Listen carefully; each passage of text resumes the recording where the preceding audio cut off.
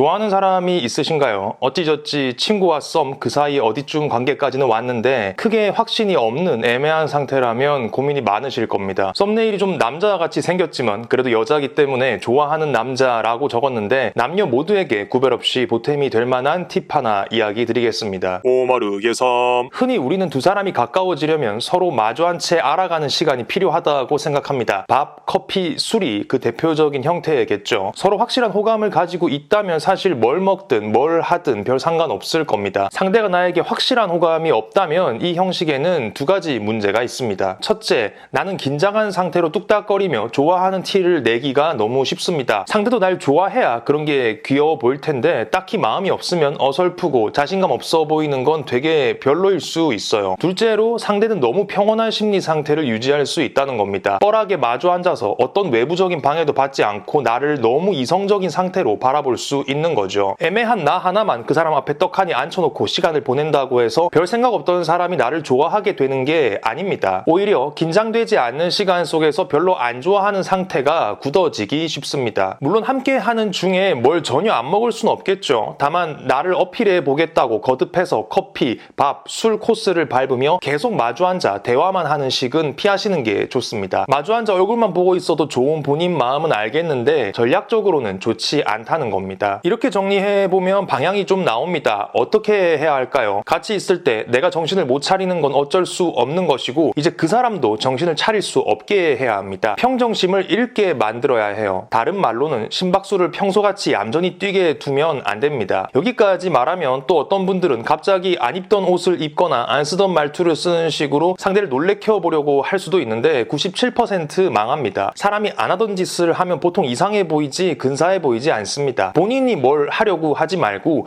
그 사람과 나 둘을 낯선 상황에 던져 넣는다고 생각하세요. 뭐가 있을까요? 놀이기구, 등산, 방탈출 카페, 안 가본 동네, 공포영화, 전시, 공연 등 생각해보면 다양한 것들이 있겠죠. 이렇게 생각하면 술, 밥, 커피도 가능한 특색이 있는 새로움을 느끼게 할 수 있는 거라면 맨날 먹는 것보단 좀 낫겠죠. 깊게 대화하는 걸 피하고 근육을 쓰게 만들고 땀을 흘리게 하고 심박수를 높이고 서로 외에 생각할 거리를 주고 신나거나 무섭게 만드는 행위라면 가만히 앉아있는 것보다는 다 낫습니다. 이렇게 하면 무슨 일이 생길까요? 우리의 뇌가 생각보다 멍청하다는 이야기 한 번쯤 들어보셨을 겁니다. 뇌는 흥분, 긴장, 공포, 전율 등을 통해 발생하는 신체적 반응을 사랑에 빠질 때의 반응과 혼동한다고 합니다. 쉽게 말해 놀이기구가 무서워서 가슴이 빨리 뛰는 건데 그게 옆에 있는 사람 때문이라고 착각하는 거죠. 그리고 또 하나, 우리는 통상 생각이 행동을 결정한다고 믿지만 실제 생각과 행동은 그런 주종관계가 아니라